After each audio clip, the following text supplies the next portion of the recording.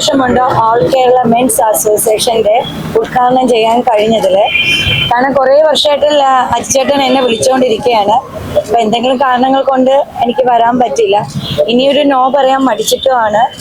പക്ഷെ ശരിയാണ്, ഇവിടെ എൻ്റെ ഒരു കാഴ്ചപ്പാടിൽ എനിക്ക് പുരുഷനോ സ്ത്രീയോ ഒന്നുമല്ല, വ്യക്തികൾ അവരെ നമ്മൾ റെസ്പെക്ട് ചെയ്യുക.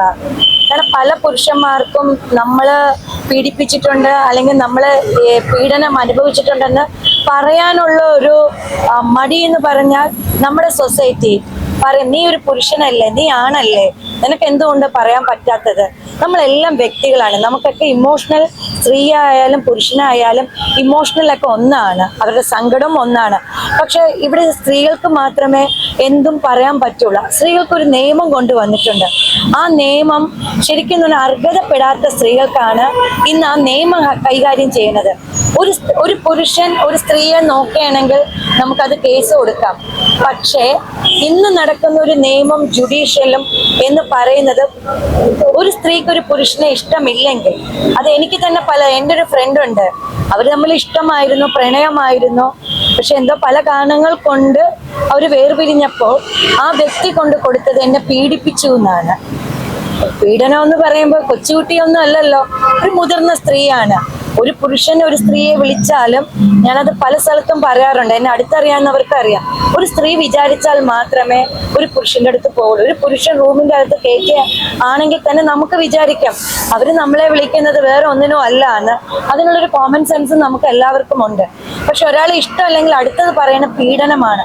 ആ പീഡനം നടന്നിട്ടുണ്ടോ ഇല്ലേ എന്ന് ഇവിടെ ആരും അത് എന്താ പറയുന്നത് ബോധ്യപ്പെടുത്തുന്നതുമില്ല. ഉടനെ ജയിലിൽ കൊണ്ട് ഇടുന്ന ഒരു അവസ്ഥയാണ് ഇന്ന് നമ്മൾ കേരളത്തിൽ നിന്ന് ഏറ്റവും കൂടുതൽ കാണുന്നത്. ഇഷ്ടമില്ലെങ്കിൽ അടുത്ത പറഞ്ഞ പീഡനം ഒന്നാണ്. അപ്പൊ തെറ്റ് ചെയ്തിട്ടുണ്ടെങ്കിൽ രണ്ടുപേരും ഒരേപോലെയാണ് തെറ്റ് ചെയ്തത്. പക്ഷെ പുരുഷന്മാർ മാത്രമാണ് ഇന്ന് ജയിലിൽ കിടക്കുന്നതും അനുഭവിക്കുന്നതും. എന്തുകൊണ്ടാണ്? എത്രയും സ്ത്രീകൾ എനിക്കറിയാവുന്നുണ്ട് പുരുഷന്മാരെ പീഡിപ്പിക്കുന്നുണ്ട്, പക്ഷെ അവരാരും ഇന്ന് ജയിലിലാവുന്നില്ല. ഞാൻ ആരെയും ഇടിച്ചു താഴ്ത്തി പറയുന്നതുമല്ല. തെറ്റ് ചെയ്തിട്ടുണ്ടെങ്കിൽ രണ്ടുപേരും ഈക്വലാണ്. രണ്ട് വിഭാഗവും, സ്ത്രീ ആയാലും പുരുഷനായാലും രണ്ട് വിഭാഗങ്ങളും പീഡനം അനുഭവിക്കുന്നുണ്ട്.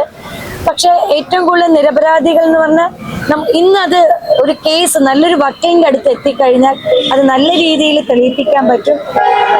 എന്തായാലും എല്ലാ പുരുഷന്മാർക്ക് വേണ്ടി, എല്ലാ വ്യക്തികൾക്ക് വേണ്ടി ഞാൻ ഇന്ന് സപ്പോർട്ട് ചെയ്യാണ്. ഇത് ഞാൻ ഉദ്ഘാടനം ചെയ്തതായിട്ട് അറിയിപ്പിക്കുന്ന സന്തോഷമേ ഉള്ളൂ. നല്ലൊരു ദിവസം എല്ലാവർക്കും ആശംസിക്കുന്നു. എല്ലാവരും ചോദിക്കും ഞാൻ സ്ത്രീയായിട്ട് എനിക്കൊരു ഫെമിനിസം ഇല്ലേ എന്ന്.